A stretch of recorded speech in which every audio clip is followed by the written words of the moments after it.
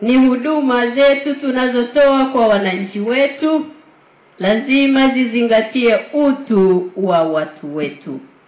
Dhamira ya serikali yetu ya awamu ya 6 inayoongozwa na Daktari Samia Suluhu Hassan, Rais wetu wa Jamhuri ya Muungano wa Tanzania, ni kuwatumikia wananchi wetu kwa utu, heshima na haki.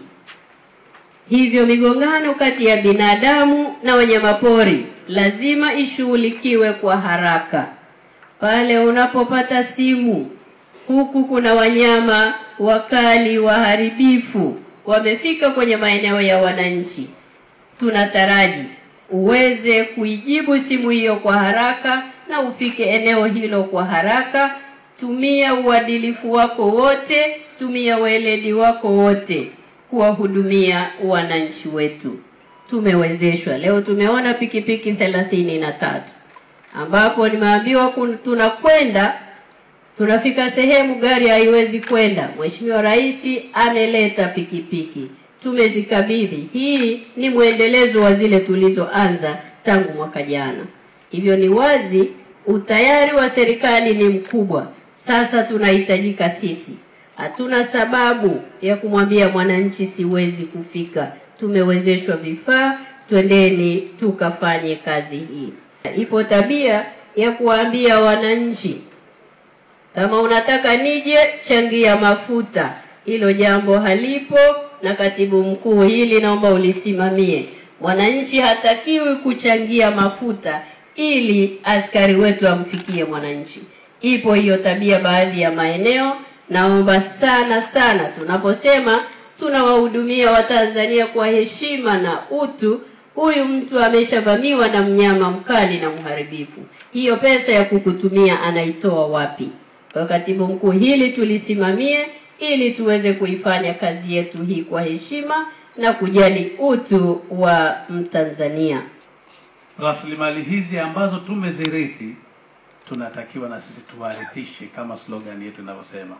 Kwa hiyo ni kazi kubwa sana kulinda. Kwa sababu wako ambao hawafurahi kuona rasilimali zetu zinaendelea na zinakuwa endelevu. Kwa hiyo sisi kazi yetu kubwa ni kulinda rasilimali zetu kama ambavyo mnafanya. Na mimi nichukue fursa hii kuwapongeza sana kwa sababu mmekuwa na juhudi kubwa ya kutosha katika kulinda rasilimali zetu. Na haya ni maelekezo bado. You must keep what you get. Lazima ukilinde na kuhifadhi ulicho nacho. Pamoja na CC na hao Simba utakuwa pia na chui 24,000. Na kwa idadi hiyo ya chui, Mheshimiwa Waziri, pia tunaongoza Afrika na duniani. Kwa hiyo kazi kubwa imefanyika. Lakini pia pamoja na CC na hao Simba pamoja na hao chui utakuwa na jumla ya nyati katika wizara yako 225,000. Lakini pamoja na hao, Mheshimiwa Waziri, utakuwa na tembo 60,000.